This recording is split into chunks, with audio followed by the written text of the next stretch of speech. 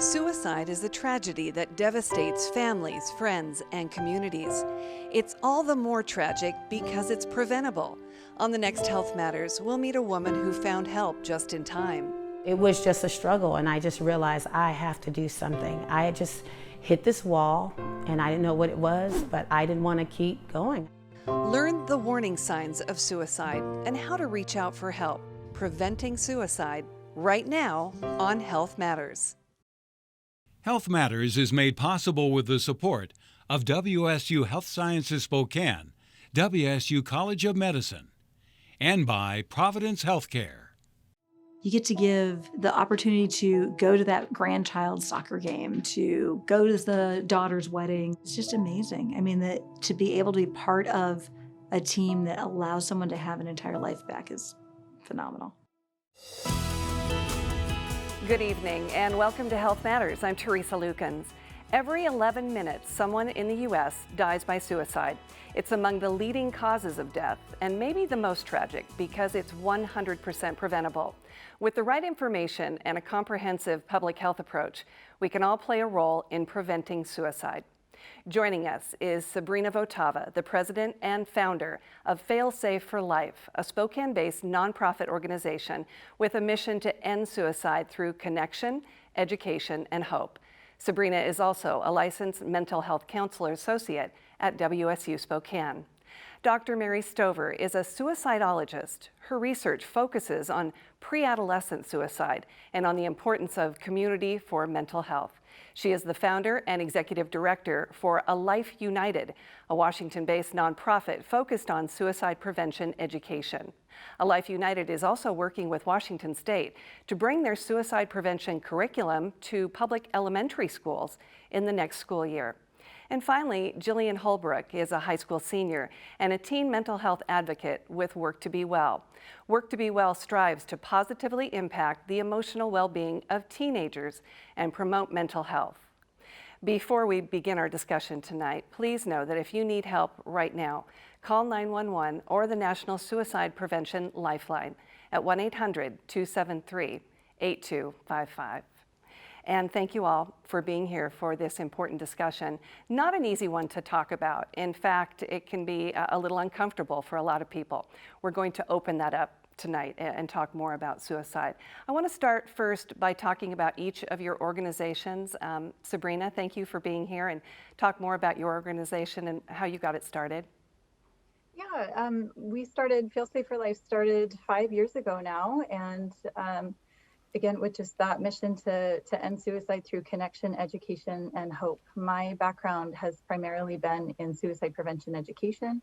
I've worked with a number of organizations to meet that mission. I have a background in public health, and so just have a real passion for providing that education out into the community, especially on a subject like suicide that's so difficult to understand and to talk about. So it was a priority for me to be able to continue that work when some of the avenues that I had been working through were no longer available. And that's how it came to be, how Fail Safe for Life started. Since then, we have onboarded a couple of helpers and volunteers to be a part of the organization. We have a fundraising chair, marketing chair, and some excellent people on board, and have been continuing to do this work. We have partnerships with many organizations in the community and the broader area to meet the needs of specific populations and their educational needs around suicide prevention. And we also collaborate with organizations through a coalition locally. So have been able to get a lot done really in the last 5 years. We're excited to keep moving that work forward. And Dr. Stover, A Life United? A Life United was founded at the tail end of 2015 after we realized there was a pretty big need in the community for a consistent curriculum for children, not only in high school, but younger as well. Specifically, I was doing my doctoral work and found a study that said that most children who had been hospitalized as teenagers in psych units for suicidal ideation or attempt reported thinking about suicide since the age of 8. And so my work then shifted from adolescence to pre-adolescence, because if they're thinking about it at 8, we need to get to them when they're 5. So we really shifted our curriculum to focus on elementary school age students And so I've been working on that curriculum. I work with social and emotional learning specialists, early childhood development specialists, and then my doctoral research itself focused on what children were saying to mental health professionals when they presented with suicidal ideation between the ages of 5 and 11. So we work hard to make sure that they get the help they need. We've handed out thousands and thousands of little bracelets and cards to remind people that they matter and that help is available. And we want to talk more about your work as a suicidologist and your research too, very important research. Jillian, talk about Work to Be Well. This is a fairly new organization. Work to Be Well was developed by Providence and the Wellbeing Trust, and it includes a variety of resources that have been developed for students, parents, and educators. And Work to Be Well really focuses on both digital wellness and empowering students and parents and educators to really learn about mental health and about how we are able to promote mental health wellness and look out for each other. Mm-hmm. And why did you get involved? In my community, I have seen the detriment that has faced my peers. I've known people personally who have been impacted with suicidal thoughts and suicidal ideation. So it was really important for me, after learning about how the people around me who I cared about were being impacted by this, that I learned about how I could take part and really do something in order to spread awareness and promote the sharing of resources that can help people learn more. Okay. Sabrina, you have made this your life's work, and it's a topic that hits very close to home for you. Can you talk more about that? Yeah, I started my career, I would say, in suicide prevention when I was just after I lost two of my brothers to suicide 6 months apart. And so it was early on in my career. I was in my undergrad experience in college, and both of my brothers suffered from things that I didn't understand at the time, and really created a situation where they were suffering so much that they chose to end their lives. It was something that we didn't understand anything about. We did not see coming as a family. We did our best to address it when we could. We all went to counseling after my brother Zach passed away. He died in February of 2003, and we went to counseling as a family. We went to counseling individually, and unfortunately, we lost my other brother, Casey, to suicide in August of that year. My oldest brother, Damien, is still with us. He's a huge advocate and part of the organization for a while. He was part of Feel Safe for Life for a while and had to step away, but his wife is actively involved and a wonderful advocate as well. So it's certainly a personal passion of mine, having had that impact in our family, and then just to know the devastating after effects, and also just to know that there were things that we potentially missed, and we don't know if things would have turned out differently had we had the information that would have been beneficial at the time. But it's really empowering to know that we can share that with others through this organization and help people feel more comfortable talking about suicide and asking questions to get them to the help that might be needed. Well, let's talk about those risk factors, what you've learned, and we'll bring Mary and Jillian in on this as well. What you've learned in the years since and through your education about what we know about the risk factors for suicide. Mm-hmm. Mm-hmm. Sabrina? Yeah, so there are several things that can go into someone being at higher risk for suicide, and again, I would love to hear from some of the other ladies about that. There are what I like to look for in two different ways. We have risk factors, things that increase risk toward potential suicide thoughts and suicide behaviors or attempt. And then we have warning signs. So those are the more imminent factors that happen right before we see an attempt or a death. So the risk factors can be pretty broad. It can be about parts of your identity, your location, experiences. And then the warning signs are, again, like I said, more imminent. So I like to categorize them as the FACTS. That's been the best acronym that I've found to remember those warning signs. And the FACTS stands for feelings, actions, changes, thoughts, and situations. So have they been feeling really numb, in pain, hopeless, helpless, really down over a long period of time? Have their actions been indicating things that are concerning, like quitting doing things they used to love, not engaging with others the way that they used to? Changes could be that they've started to disengage from not just the things that they used to love doing, but their appearance looks a little bit different or their behavior is different, some concerning things happening there.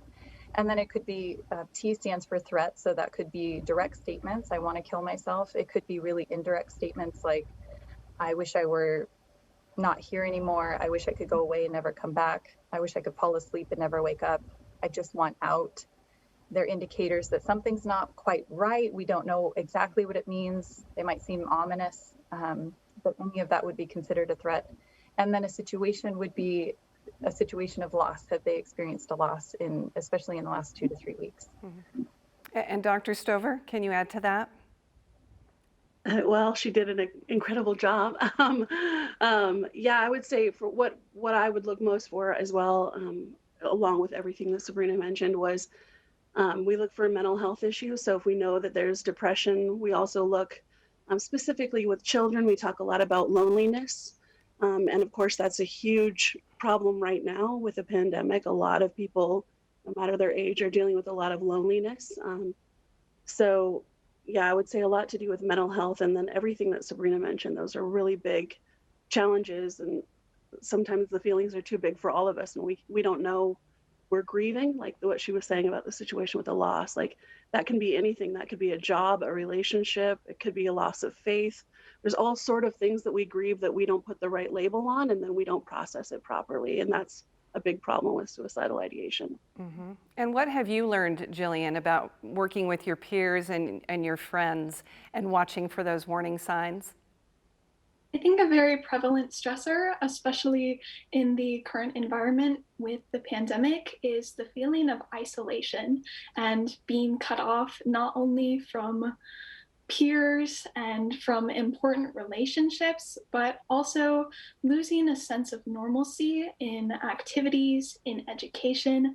And that can be really difficult to deal with, again, with that mention of loss and how that can manifest not only in relationships, but also with passions and activities that really give people something to look forward to, and dealing with the loss of those activities or relationships can be really difficult to manage, and it can have a severe impact when it comes to mental health. So what's been really important is making sure to reach out to my peers and my friends to check in, as well as my family members to see how they're doing at this time and how they're able to deal with the uncertainty of the current time. Mm-hmm. And you're doing a lot of that, I imagine. Yes. Let's talk, Mary, there is something called passive and active suicidal thoughts. You're a suicidologist. What does that mean to have passive or active suicidal thoughts? That's a great question. I would say, and I'm sure Sabrina can talk a lot about this as well, something that, and mind you, my research focuses mostly on children. So passive thoughts would be something that's not an active threat. So that would be something like she mentioned some of those threats like, I don't want to be here anymore. And sometimes there's no real active threat there, but there is a withdrawing, and they're not doing all the normal things like she was mentioning, their hygiene, when they start not paying attention to themselves or others, something that Jillian mentioned about like that loss of passion for things. And some of that is completely out of our hands right now, but an active threat is, and what I would call is someone who's ready to make a plan, ready to move forward with an idea. And that's someone who, when I say a plan, like they know what they want to do, they want to know how they want to do it and when they want to do it, and they are looking for or have the means to try and end their lives. Sabrina wants to add to that. Sabrina, can you add to that? Absolutely. Yeah, that's a wonderful description, Mary. And I think about it in the context of that we can be, when we have passive thoughts of suicide, it's an indicator that things are not going well. It's a time when I need support. It's a time when it would be good to check in on if I have a mental health issue and to talk to a counselor, et cetera. When it becomes into an active phase, as Mary mentioned, that's when there's far more danger involved. And so passive thoughts of suicide are a place where we can oftentimes manage it outside of a hospital environment, things like that, in outpatient care. We can talk about the thoughts of suicide, how to redirect them, how they can become a rotted pattern of thinking, and how to adjust that thought pattern.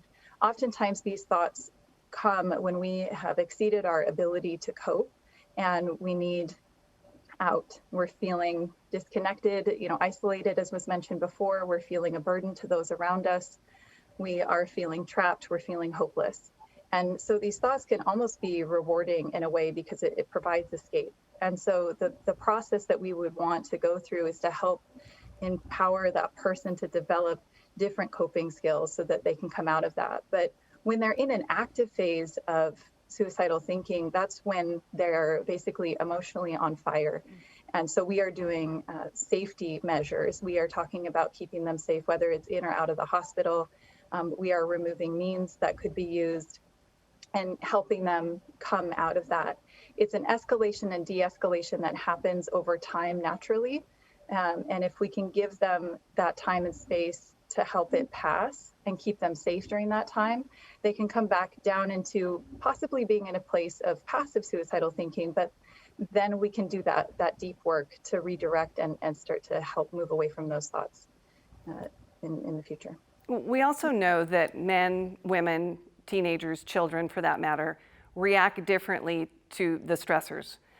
So let's break down the population, starting with women. What would we typically see in women that would alert a family member or a friend that something is wrong, that they may be suicidal? Mary? Well, it does depend on the woman, but there again is a lot of withdrawing. A lot of women they get really depressed or overworked. So I would say, depending on what your lifestyle is like, if you are generally in the home with children and not working outside the home, your house might start to look different. The care of your children might start to look and appear different. I'm trying to think of women that I've known personally who've gone through this. And yeah, you could tell their children their clothes weren't clean all the time, or they didn't look as perfect as they would normally look,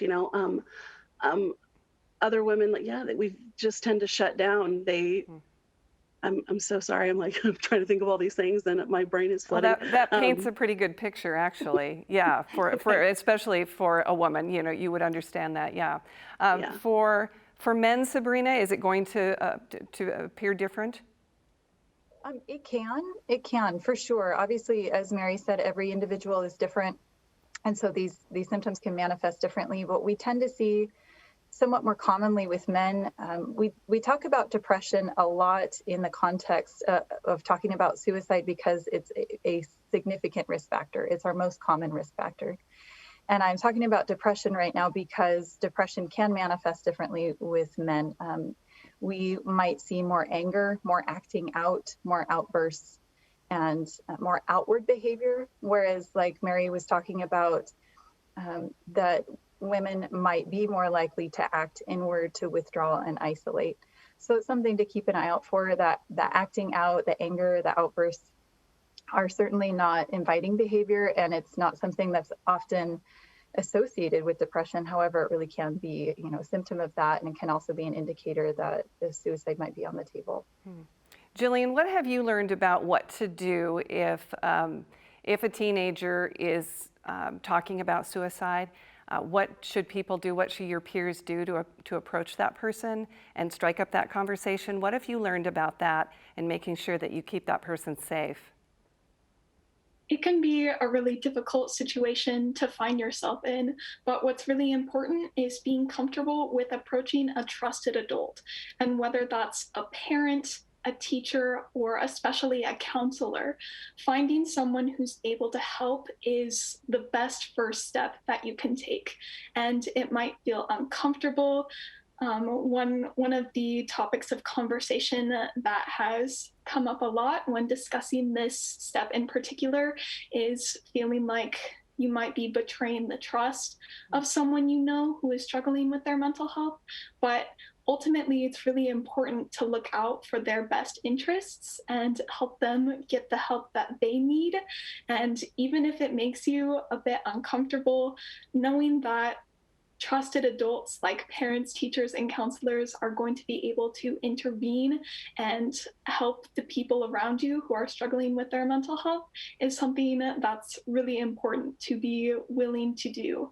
And something that people might not know that they're able to do that can help is there's actually the opportunity to get trained. Similar to getting trained to do CPR, Providence offers courses for mental health first aid. So if that's something that people are interested in, they're able to take courses that will help them know how they can respond if they encounter someone in their life who is struggling with their mental health.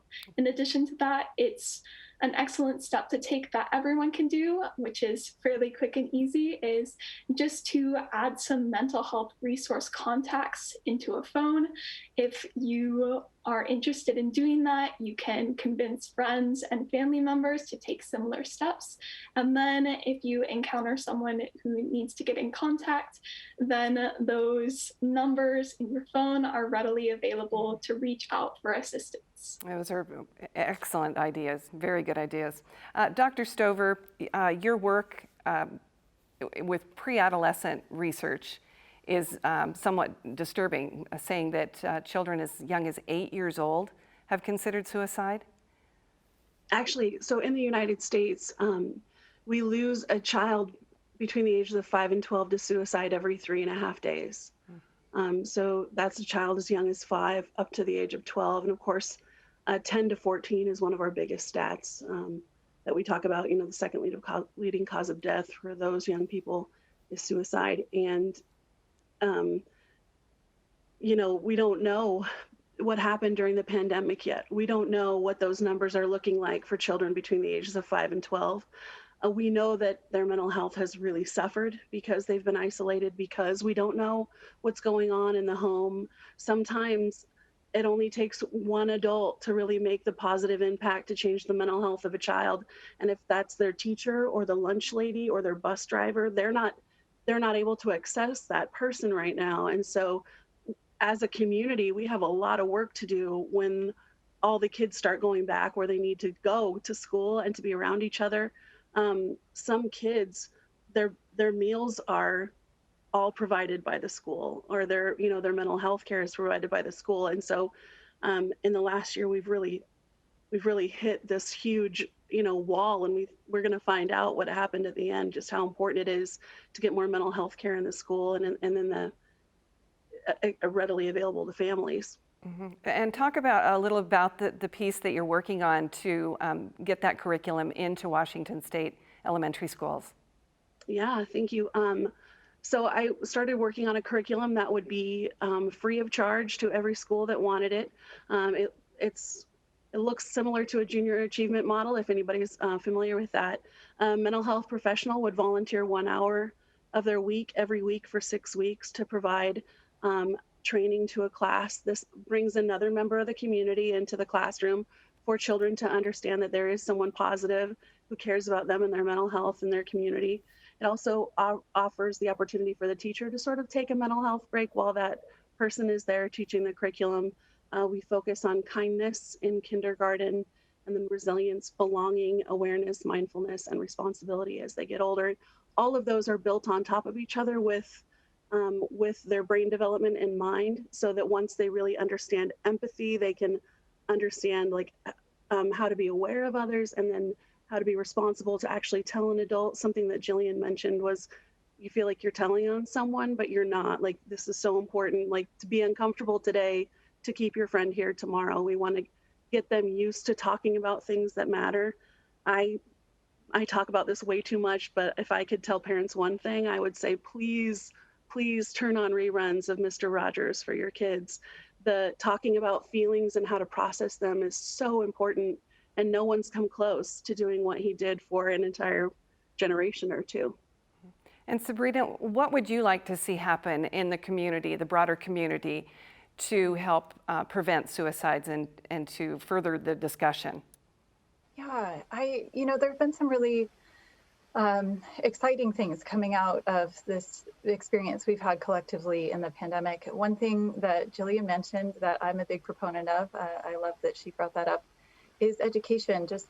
There are lots of different modules of how to learn about recognizing the warning signs for suicide and how to have that conversation, how to ask about suicide, where to go next, how to get trusted adults involved, how to get people you trust involved if you're an adult, how to navigate some of these situations. And so our organization provides some of that training as well. We have several opportunities coming up here in May and June, and would love to invite everyone in the community to participate.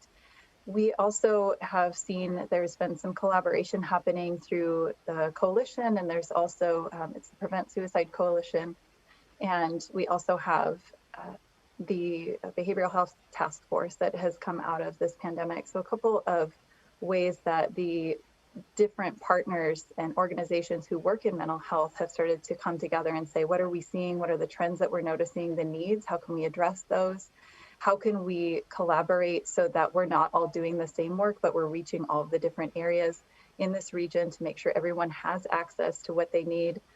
If it's, whether that's, telehealth services and making sure they have internet access, or it's, specialized training for certain populations. We have worked with an organization recently to develop a training specific for Native American populations and addressing their needs around suicide prevention. So again, not that we would cover that completely or that there isn't still a need, but how can we work together to meet all the different needs that are popping up here? So we've started to see that work happen. I'm excited to see it continue. And finally, Jillian, I want to get you in here one last time. What would you like to see high schools do better?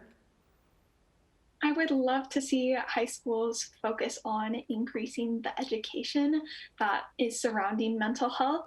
And we have so many counselors who offer great services to students, and just helping peers recognize when their friends are struggling with mental health and making sure that there's a destigmatization of mental health, and being willing to ask for help is so important. And that really stems from increasing the education about mental health so that people are aware of suicide and they can recognize, again, those warning signs that are so important to take notice of. So increasing education just really is that stepping stone for people to get the help they need and to be more comfortable, whether that's helping those around them be comfortable with seeking help, or whether it's an individual feeling comfortable themselves to seek out help. Well, thank you all for being here. An incredible discussion tonight, one that we hope continues. To learn more about Fail Safe for Life, A Life United, and Work to Be Well, go to the Health Matters page at ksps.org. And again, if you need help right now, call 911 or the National Suicide Prevention Lifeline at 1-800-273-8255. Coming up on Health Matters, some groups have higher rates of suicide than others. We'll continue our discussion with experts from 3 Spokane organizations that work with some of the most vulnerable populations. But first, prior to 2020, close to 20 veterans died each day by suicide, and experts fear the pandemic could take that number higher. That's why one local veteran is stepping up now to show others that even in the darkest of times, they're not alone. I can proudly say I served in the United States Army, active duty, and I served for 5.5 years. Thank you. I'm great.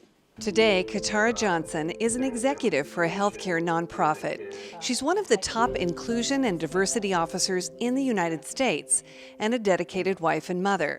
But it hasn't always been easy. I have this exterior, she's successful, she's this, she's that, but yes, and I still am in recovery. And recovery is definitely a journey, it's not a destination. Sometimes you'll be up and sometimes you'll be down. But the key is not giving up and continuing to pursue the help that you need. PTSD caused by sexual trauma went unchecked for years. She now knows that not addressing her mental health is likely what led to a series of failed relationships, lost jobs, and for a time, homelessness.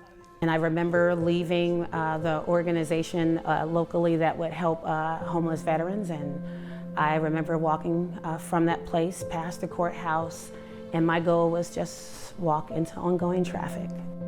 A friend stopped her from taking that fateful step, but it wasn't the only time that Katara considered suicide.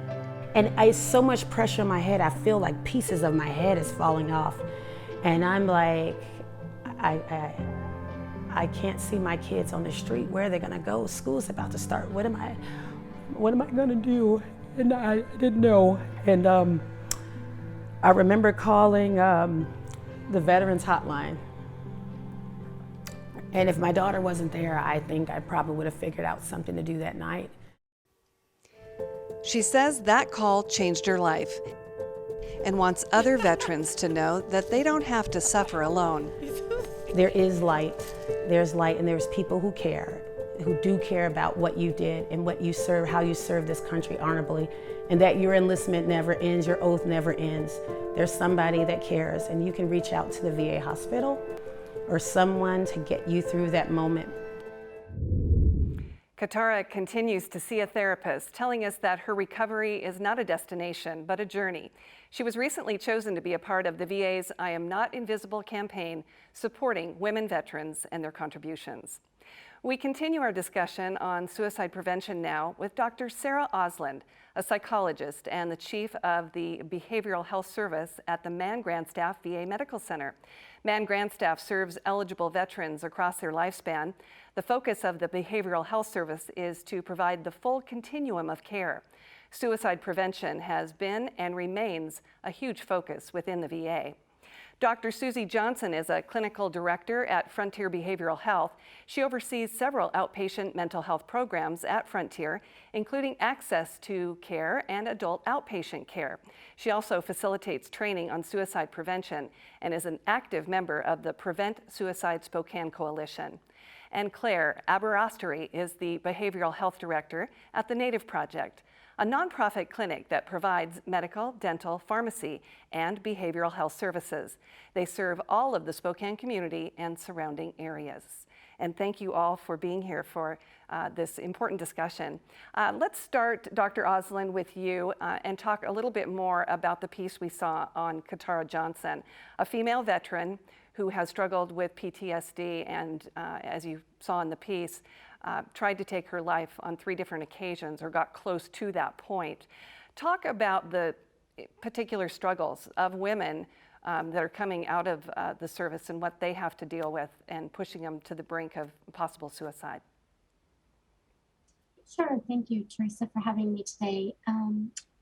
As we know that there are a wide range of veterans that we serve across lifespan, different identifications that they have. And one of the things that we know as the VA is that our women veterans have often felt marginalized or not as important.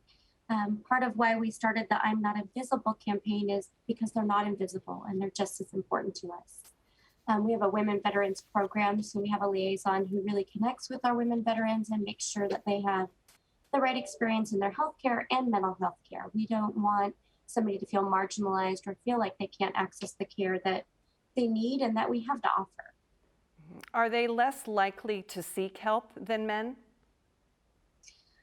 Some are. I think that over the past several years, we've gotten better in recognizing that there is a stigma for women veterans, or they don't feel as comfortable coming to the VA perhaps. And so we've really focused on how do we make them feel less invisible and just as important as any other veteran that walks through our front doors.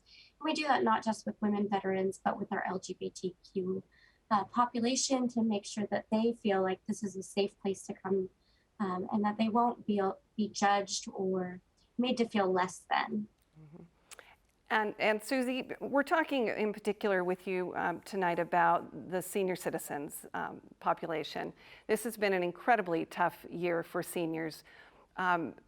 Let's talk about the risk factors for senior citizens when it comes to suicide. Well, you're right. It's been really difficult, of course, for our seniors because, with COVID, we've been having to encourage our individuals who are 65 and older or seniors that have health risks to stay inside, to socially isolate. And so I think that something to be aware of is that, well, fear of getting COVID and then social isolation is increasing their level of loneliness, their depression. That lack of social connection can actually add to more symptoms of depression, which, as we know, higher depression leads to more opportunities for suicide. And so I think that we need to be really mindful of a lot of our senior citizens and just that overwhelming feelings of being alone, feeling like thwarted belongingness and not able to connect with anyone. And it's just been really difficult on our seniors. Well, some families now are able to get back to seeing their grandparents and parents, and that has to help. But as they do get back to those in-person connections and they have concerns, what are they watching for?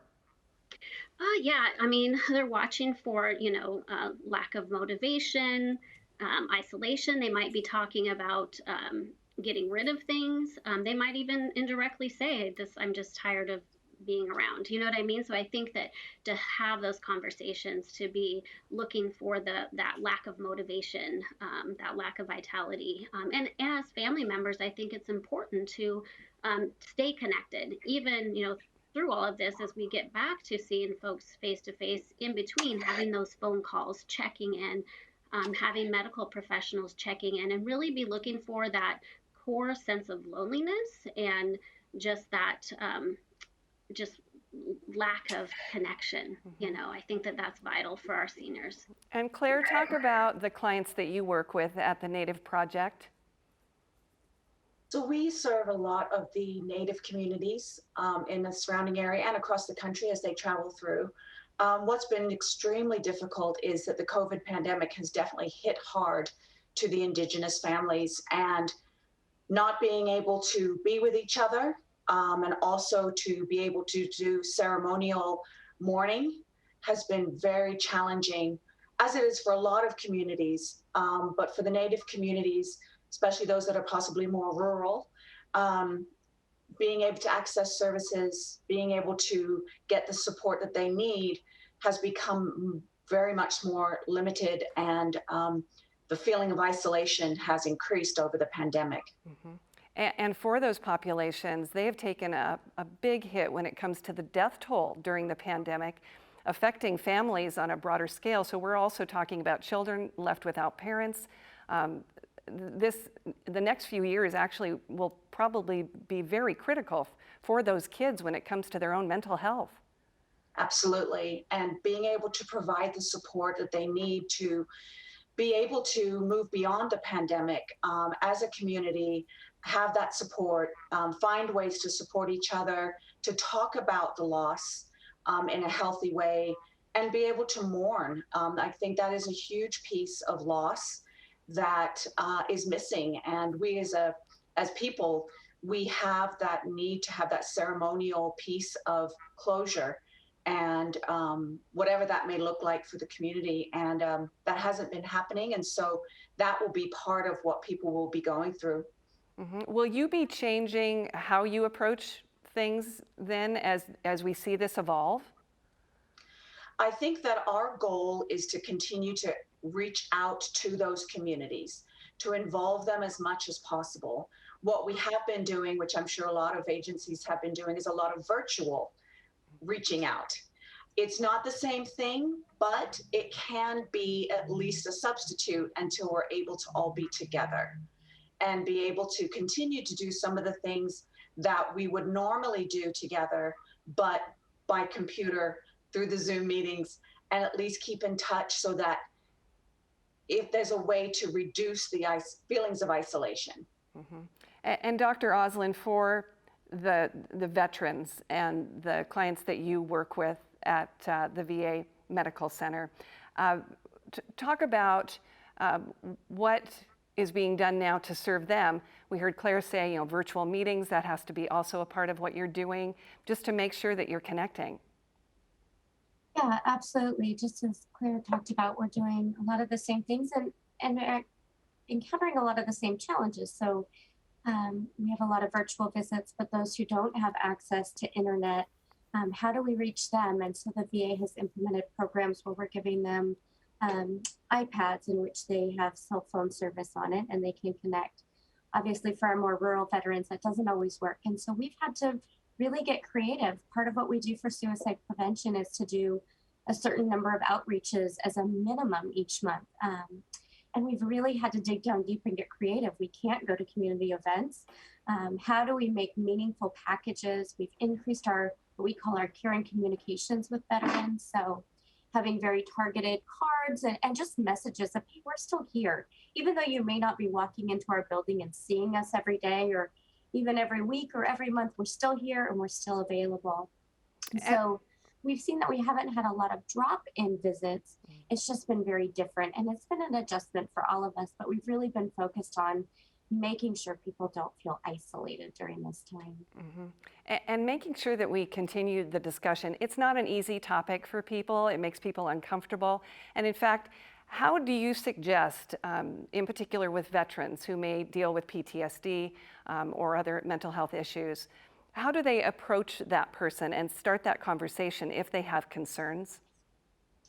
Yeah, I'm really glad that you asked. The VA made it's called a Be There campaign, and there's a website. And even if you don't have a veteran in your family, I would recommend you look at it if there's somebody that you are concerned about or wonder how to have that conversation. So it's really about how do you reach out to your loved ones, whether it's via text or email or telephone or in person. How do I start that conversation? Where do I start? Because it really can feel overwhelming. And so we talk about the importance of reaching out, not being afraid to reach out to them, not being afraid of the answers that you'll hear, because there are resources available. You just have to be not afraid to ask the questions and be available to connect your loved one, whether it's a veteran or non-veteran, with those resources. And so I would recommend anybody visit that. We've also have the Veterans Crisis Line that we recommend. I recommend everybody save it in their phone. I have to shamelessly plug it. It's 1-800-273-8255 for veterans who press 1. And that's a really nice way to connect with somebody even before you get in crisis. We have loved ones who call that number and say, I'm really concerned. And so we have trained professionals 24 hours a day who can really help either loved ones or somebody in crisis or even before they're in crisis. And so that's one of the things that we focus on is somebody doesn't have to be in crisis to access these services.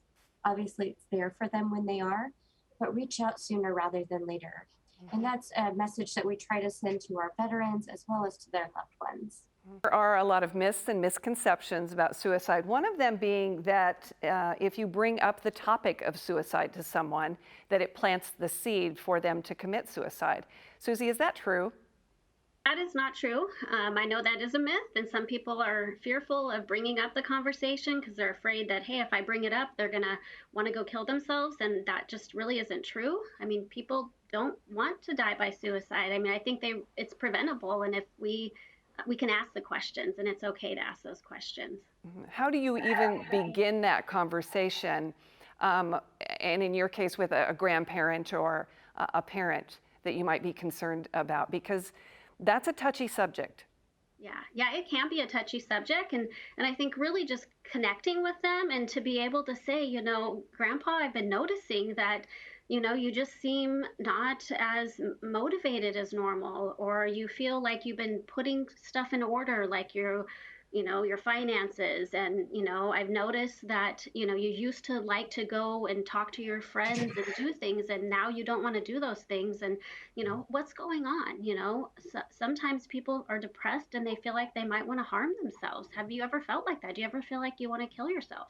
I mean, I think you can be super direct, connect, let them know you care, and ask the questions.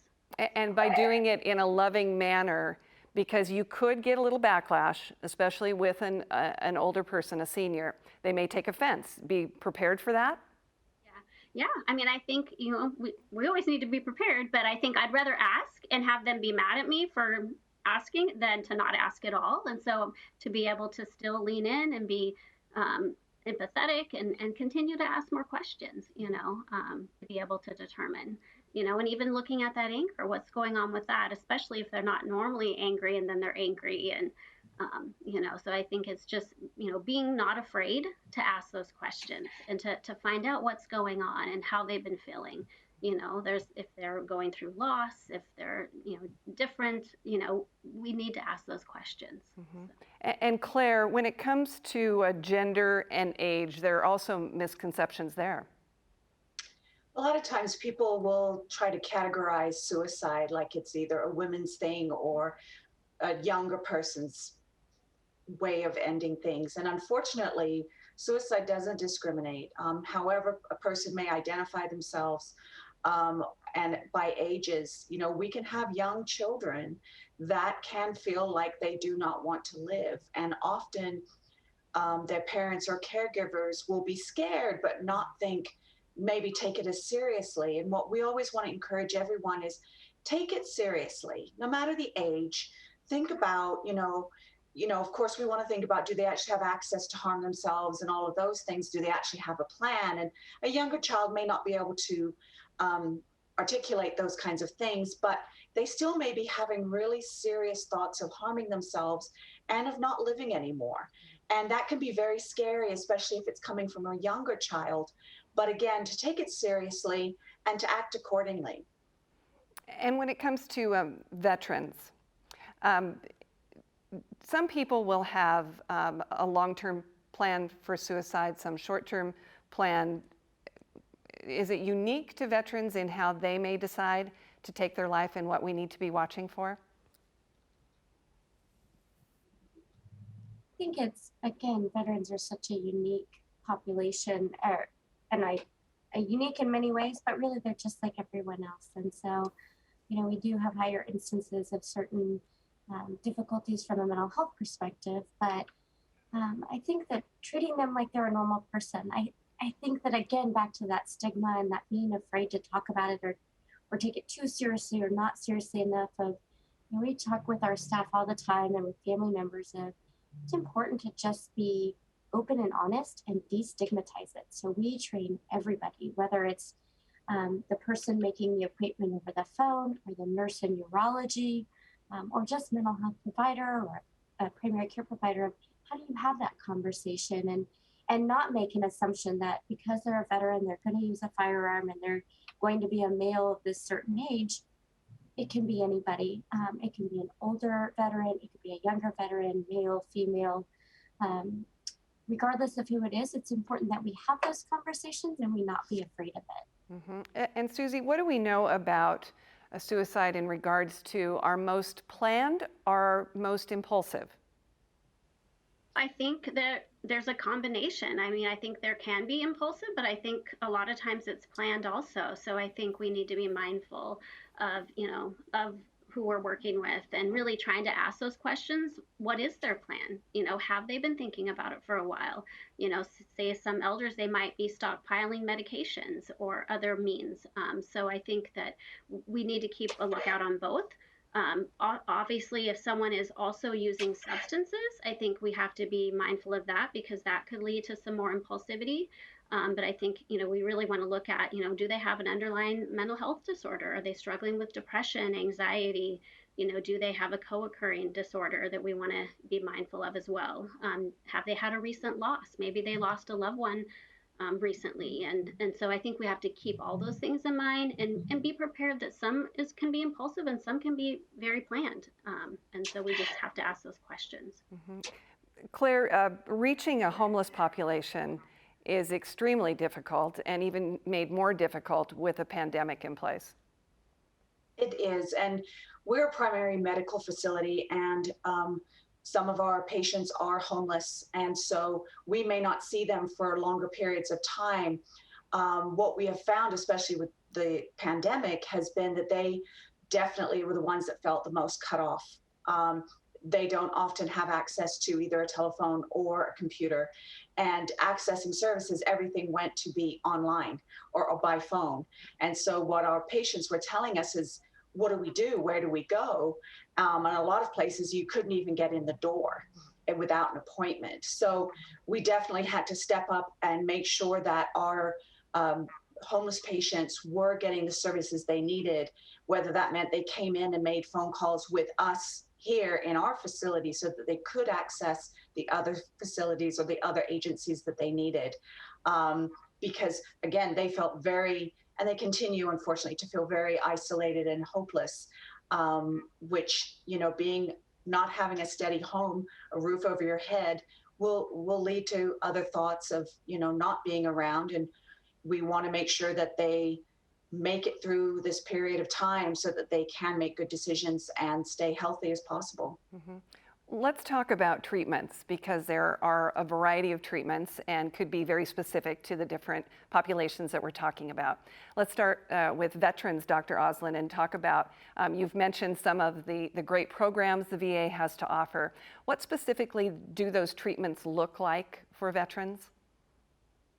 So we have a full range of treatment available for veterans. I think one of the things that we focus on is, obviously we want to be proactive, but then when we recognize somebody as high risk, we've really developed what we call a package of care, and that we've identified them as high risk.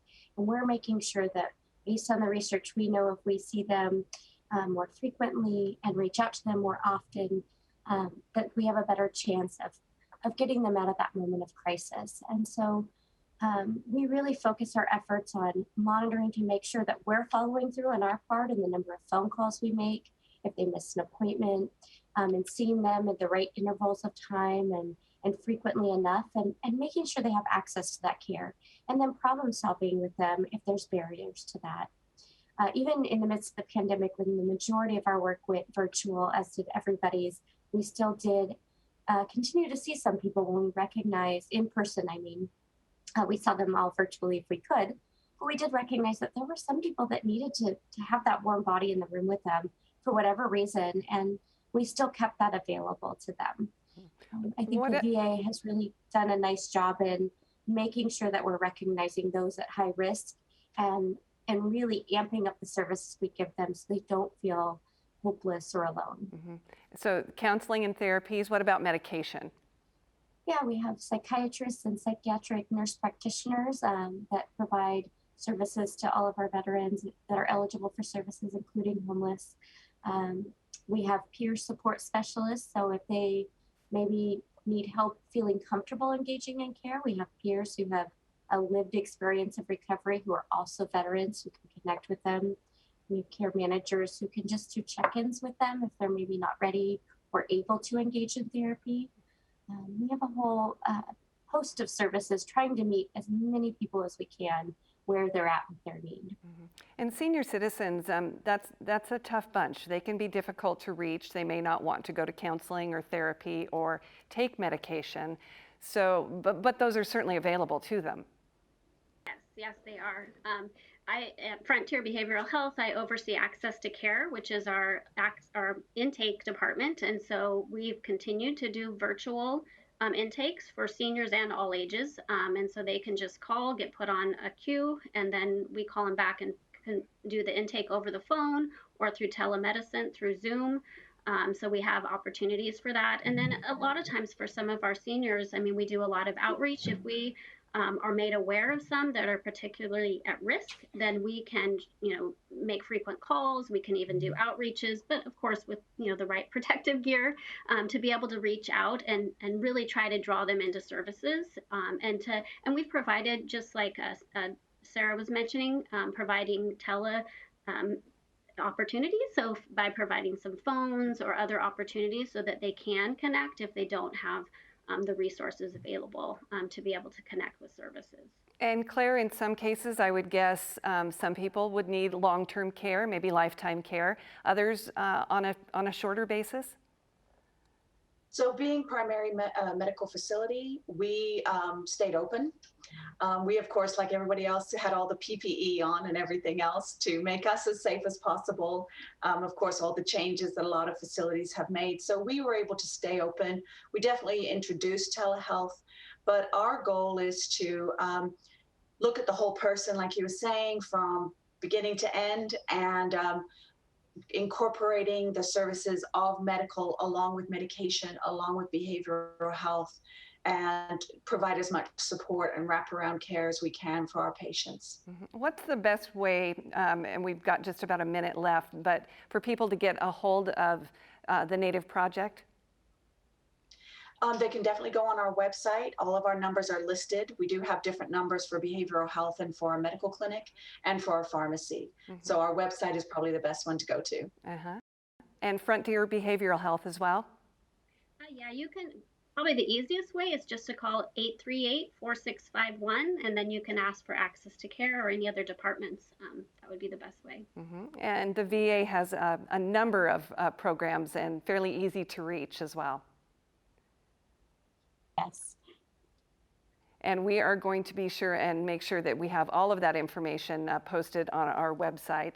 And that's going to do it for us. Ladies, thank you so much for being here. An important discussion. We appreciate your time. And that will do it for this edition of Health Matters. You'll find some helpful links on tonight's topic on the Health Matters page at ksps.org. But if you do need help right now, call 911 or the National Suicide Prevention Lifeline at 1-800-273-8255. Be sure to join us on May 20th when our topic is Aging Wisely, Strategies for Senior Boomers. Until next time, stay safe. I'm Teresa Lukens. Good night. Health Matters is made possible with the support of WSU Health Sciences Spokane, WSU College of Medicine, and by Providence Healthcare. It really matters a lot where you go for your cardiology care. The level of quality can vary tremendously. You really ought to look hard at the outcomes of the place that you're seeking your care. And I think that's one of the things that sets the Heart Institute apart.